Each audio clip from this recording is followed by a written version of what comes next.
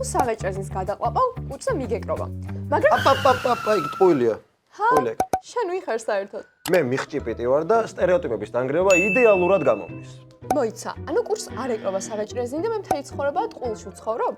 ეგ ძალიან საწყენია, მაგრამ შენი კუჭი სველი და მოძრავია. ამიტომ შენს მიერ გადაყლაპული ნებისმიერი საღეჭ რეზინი ორგანიზმში არ რჩება და იგი ძალიან მარტივად გამოიდევნება.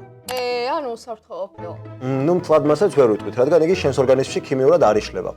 ზოგადად შენს მიერ გადაყლაპული საკვები კუჭსა და ნაწლავებში ფერმენტების საშუალებით იშლება.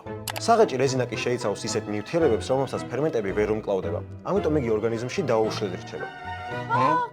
ნეტა ვისრაში დაჭერდა ამ ყოველფრის მოგონება. დიდი ალბათობით ეს სტერეოტიპი მშობლების დამყარებულია, რადგან ბავშვებს ბევრი საღეჭი რეზინა არ გადაეყლაპათ. გასაგებია, მადლობა ინფორმაციისთვის. მოიცა, მე ხომ მიხჭიპიტი ვარ, ამიტომ დასკვნაც უნდა გავაკეთო. როგორც აღმოჩნდა, რეკომენდირებულია თუ საღეჭი რეზინის გადაყლაპვა ჩვევაში არ გაგუჭდება, თუმცა თუ იშვიათად გადაგეყლაპება ხოლმე, კუჭზე ნამდვილად არ მიგეკრობა. ხო, რაღაც უფრო საინტერესო იყო. ძალიან კარგი.